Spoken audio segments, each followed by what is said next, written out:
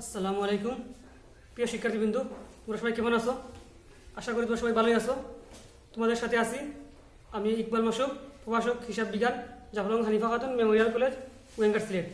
প্রিয় শিক্ষার্থীবৃন্দ, তোমাদেরকে আমার অনলাইন ক্লাসে, ভার্চুয়াল ক্লাসে তোমাদেরকে স্বাগতম। প্রিয় শিক্ষার্থীবৃন্দ, আমরা অনেক দীর্ঘদিন থেকে করোনা ভাইরাসের কারণে আমরা তোমাদের সাথে ফিজিক্যাল ক্লাস নিতে পারতেছি না। এই জন্য আসলে আমাদেরও খারাপ লাগতেছে, তোমাদেরও খারাপ লাগতেছে। সবাই জানি যে যখন আমরা কলেজে ভর্তি হই তখন আমাদের কলেজে আসার প্রতি একটা আকর্ষণ থাকে। সে জায়গা থেকে আমরা হয়তো এই করোনা মহামারীর কারণে আসতে পারতেছি না। তো ইনশাআল্লাহ খুব শীঘ্রই এটা যদি উত্তরণ হয়ে যায় তাহলে আমরা আপনাদের সাথে ফিজিক্যালি ক্লাস নেওয়া শুরু করব। কিন্তু আমাদেরকে বর্তমানে এই অনলাইন ক্লাস নিতে হচ্ছে, তাই আমার অনলাইন ক্লাসে আবারও আমাদেরকে স্বাগতম। প্রিয় শিক্ষার্থীবৃন্দ, আমরা গত ক্লাসে যে হিসাব বিজ্ঞান প্রথম পত্র থেকে আমি আপনার জাবেদা করেছিলাম এবং এটা জাবেদা করে জাবেদাকে খতিয়ান তৈরি করেছিলাম। আজকে একটি জাবেদা থেকে কীভাবে খতিয়ান তৈরি করব তা নিয়ে একটু আলোচনা করব। এর আগের ক্লাসে কিন্তু আমি আপনাদেরকে খতিয়ান কি এবং খতিয়ানকে রাজা হিসেবে বই রাজা বলা হয় কেন এসব বলেছিলাম। এই খতিয়ান সম্বন্ধে একটি আলাদা ক্লাস নিয়েছিলাম। তো আজকে আবার বলতেছি, খতিয়ান হচ্ছে যে হিসাব বইতে ব্যবসায়ের লেনদেনগুলো সমূহ শ্রেণীবিভাগ করা হয় এবং স্থায়ীভাবে লিপিবদ্ধ করা হয়, তাই হচ্ছে খতিয়ান। অন্যভাবে বলতে পারি আমরা যে খতিয়ান হচ্ছে সাহায্যকারী বই বা হিসাবের গন্তব্যস্থল। তো খতিয়ান হচ্ছে লেনদেনের হচ্ছে স্থায়ী ভান্ডার। তাহলে আমরা আগে আমাদেরকে খতিয়ান তৈরি করতে হলে প্রথমত আমাদেরকে জাবেদা তৈরি করতে হয়, আর সেই জাবেদা থেকেই আমাদেরকে খতিয়ান তৈরি করতে হয়। জাবেদা থেকে আমাদের খতিয়ানে আমরা পুষ্টি করবো। কিন্তু আমি এখানে একটা জাবেদা তৈরি করে রেখেছি, যে এই জাবেদা থেকে আজকে দেখাবো যে কীভাবে খতিয়ান তৈরি করতে হয়। আজকে জাবেদা থেকে কীভাবে খতিয়ান তৈরি করতে হয় তা দেখাবো। তোমরা একটা জিনিস লক্ষ্য করো, আমি এখানে একটা জাবেদা আকারে জাবেদা লিখে রেখেছি। এই জাবেদা থেকেই আমি আজকে একটি খতিয়ান তৈরি করবো এবং তোমরা খুব সূক্ষ্মভাবে প্রত্যক্ষ করবে যে কীভাবে আমি এই খতিয়ান থেকে জাবেদা পুষ্টিং দিই। তাহলে শুরু করুন। আমরা এখানে দেখতে পাচ্ছি যে লেখা আছে 2018 সালের 1 জানুয়ারি নগদান হিসাব ডেবিট, আসবাবপত্র অফিস সরঞ্জাম হিসাব ডেবিট, মূলধন হিসাব ক্রেডিট। তাহলে এখন আমরা যদি এই যে একটা গণিত ছক আছে সেখান থেকে আবার 5 তারিখে লেনদেন দেখি, প্রাপ্য হিসাব ডেবিট, সেবা আয় হিসাব ক্রেডিট। আবার 8 তারিখে দেখি নগদান হিসাব ডেবিট, সেবা আয় হিসাব ক্রেডিট। 15 তারিখে দেখি অফিস সাপ্লাই হিসাব ডেবিট, পদেয় হিসাব ক্রেডিট। তাহলে আমাদেরকে যখন খতিয়ান করতে বলা হবে তখন এখান থেকে মনে করেন প্রথমে তো বলা হলো যে নগদান খতিয়ান তৈরি করো, নগদানে আমরা খতিয়ান তৈরি করবো। তাহলে আমার নগদান খতিয়ান তৈরি করার পূর্বে আমাদেরকে যে জিনিস দেখতে হবে যে এখানে কোন কোন জায়গায় নগদান আছে, সেটাকে প্রথমে আমরা ঠিক করে নিব। যেমন যেহেতু আমাদেরকে নগদান করতে বলা হয়েছে খতিয়ানে, আমরা যদি নগদান হিসাব করি,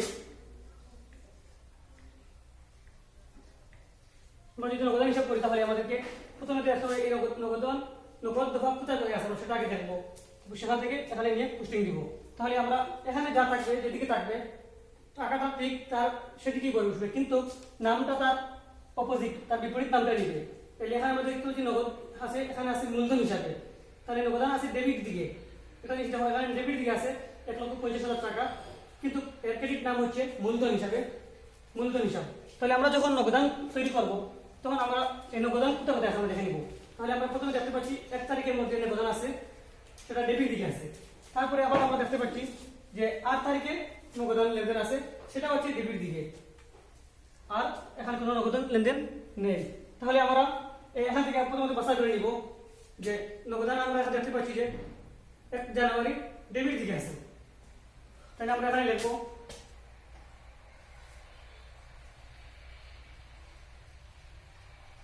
1 জানুয়ারি লিখলাম। তারপরে আমাদের এখানে কি নাম আছে, মূলধন। দেখো এখানে লিখবো মূলধন, আমরা এখানে মূলধন লিখবো, কিন্তু টাকাটা আছে কিন্তু ডেবিটের দিকে। তাহলে আমরা এখানে ডেবিট দিকে লিখবো, কত আছে 1,50,000। আমরা এখানে লিখতে পাবো 1,50,000। এখন হচ্ছে এই যে খতিয়ানের যে ডেবিট যে এটা কিন্তু ডেবিট টাকা, ক্রেডিট টাকা।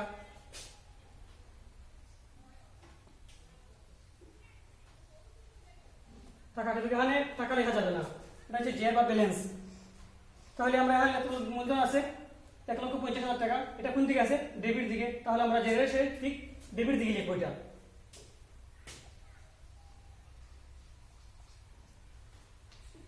তারপরে আমরা আবার বুঝবো যে আবার নগদ লেনদেন কোথায় আছে।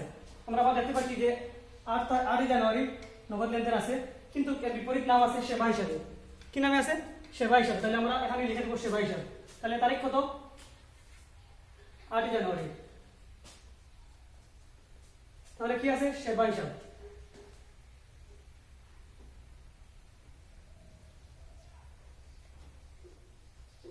সেবা হিসাবে ডেবিট দিকে আছে 20,000 টাকা, তাহলে আমরা এখানে লিখবো 20,000 টাকা। কিন্তু এই যে আমরা এই জেরের ক্ষেত্রে তখন আমাদের এই যদি ক্রেডিট থাকতো তাহলে আমরা যোগ করতাম, কিন্তু যেহেতু এটাও ডেবিট দিকে আছে এটাও ডেবিট দিকে আছে, তাহলে আমরা এটার সাথে এটা যোগ করে দেবো। তাহলে 1,50,000 আর 20,000 হচ্ছে 1,70,000।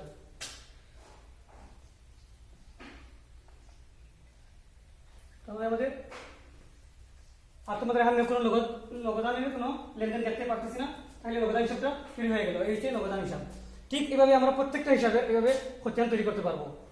তাহলে আমরা অন্য একটা খতিয়ান তৈরি করি।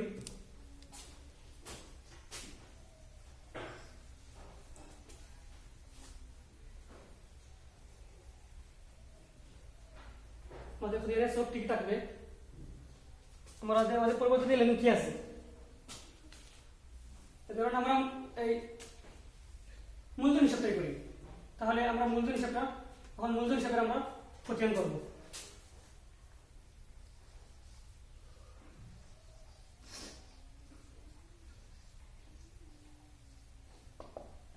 তাহলে আমরা মূলধন দেখবো কোথায় কোথায় মূলধন আছে। আমরা দেখতে পাচ্ছি এই অঙ্কের মধ্যে শুধু একবারই মূলধন আছে, কিন্তু মূলধনের তার বিপরীত নাম আমরা আগে বলছিলাম যেটা থাকবে তার বিপরীত নাম নিব আমরা। তাহলে এখানে মূলধন আছে, তার বিপরীত দিকে আছে নগদান হিসাবে। আমরা এখানে লিখে দেবো তারিখ 1 জানুয়ারি, ঠিক আছে, এখানে লিখে দেবো নগদান।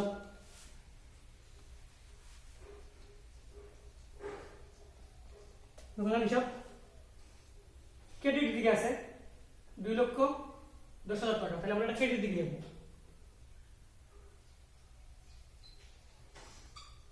ঠিক আমরা এই জেরের ক্ষেত্রে এখানে যে ক্রেডিট দিকে পেয়েছি, ঠিক জেরের ক্ষেত্রে আমরা ঠিক সেটা ক্রেডিট দিকে নিয়ে লিখবো।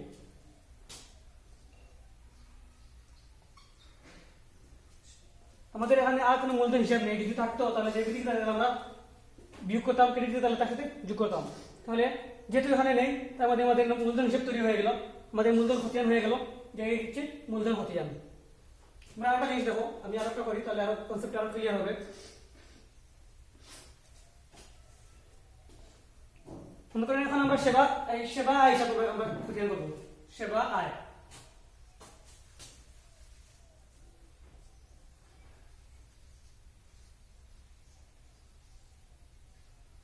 লিখে দিলাম সেবা আয় হিসাব। তাহলে আমরা সেবা আয় খুঁজবো কোথায় কোথায় সেবা আয় আছে। আমরা দেখতে পাচ্ছি 5 তারিখে সেবা আয় আছে, কি নামে আছে? এখানে প্রাপ্য হিসাব নামে আছে। তাহলে আমরা এখানে লিখে দিব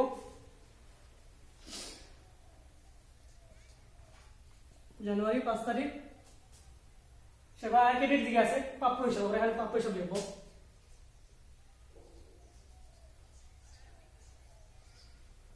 ক্রেডিট দিকে আছে, তাহলে খুব খেয়াল রাখবো, ক্রেডিট দিকে আছে 12,000 টাকা, আমরা ক্রেডিট দিকে লিখবো।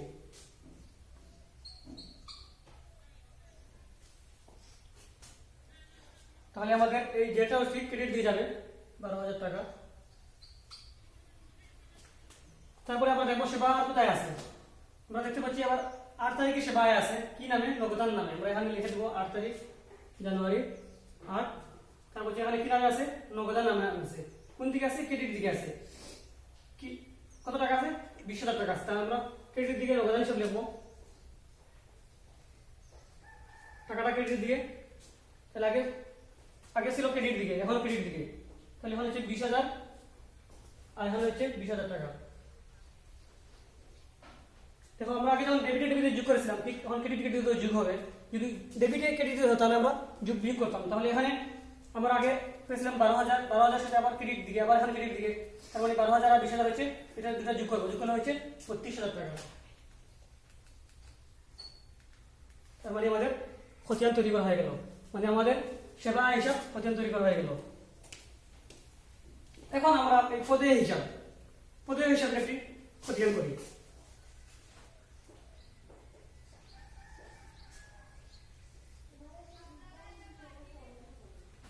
পদে হিসাব করবো। আমরা এখন খুলবো এখানে কোথায় কোথায় পদের হিসাব আছে। তাহলে আমরা প্রথমে দেখি 1 তারিখের মধ্যে কোনো পদের হিসাব নেই, 5 তারিখের মধ্যেও নেই, 8 তারিখের মধ্যেও নেই, ইভেন 15 তারিখের মধ্যে আছে। তাহলে আমরা 15 তারিখের মধ্যে দেখতে পাচ্ছি যে পদের হিসাব আছে, কি হিসাবের নামে আছে, কোন দিকে আছে, ক্রেডিট দিকে আছে। কত টাকা আছে? 8,000 টাকা আছে। কি নামে আছে? আমরা বলেছিলাম আগে যে আমরা যেটা থাকবে তার বিপরীত নামটা নিব। তারপরে উপর দিকে কি আছে? অফিস সাপ্লাইজ নাম, আমরা এখানে লিখে দিব।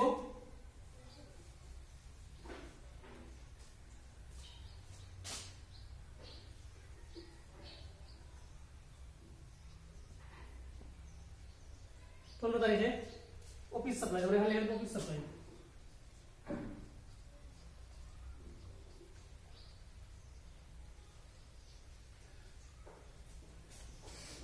কোন দিকে আছে? ক্রেডিট দিকে আছে। কত টাকা আছে? 8,000 টাকা আছে। তাহলে আমরা এখানে ক্রেডিট দিকে লিখে দেব 8,000 টাকা। তারপরে আমরা এই জেনের ব্যালেন্সের ক্রেডিট দিকে লিখে দেব 8,000 টাকা। তার মানে আমাদের আর কোনো এখানে দেখবো আর কোনো পদের হিসাব আছে কিনা। আমাদের এখানে আর কোনো পদের হিসাব নেই, তার মানে আমাদের পদের হিসাব তৈরি করা হয়ে গেছে। এই হচ্ছে খতিয়ান। প্রিয় শিক্ষার্থীবৃন্দু, তোমরা ঠিক এইভাবে বই থেকে প্রত্যেকটা জায়গা থেকে খতিয়ান তৈরি করতে পারবে। আশা করা যায় তোমরা আজকে অনেক ভালো করে বুঝতে পেরেছো। আর তোমরা বেশি বেশি করে প্র্যাকটিস করবে। আজ এই পর্যন্তই। সবাই ভালো থাকো, সুস্থ থাকো। আসসালামু আলাইকুম।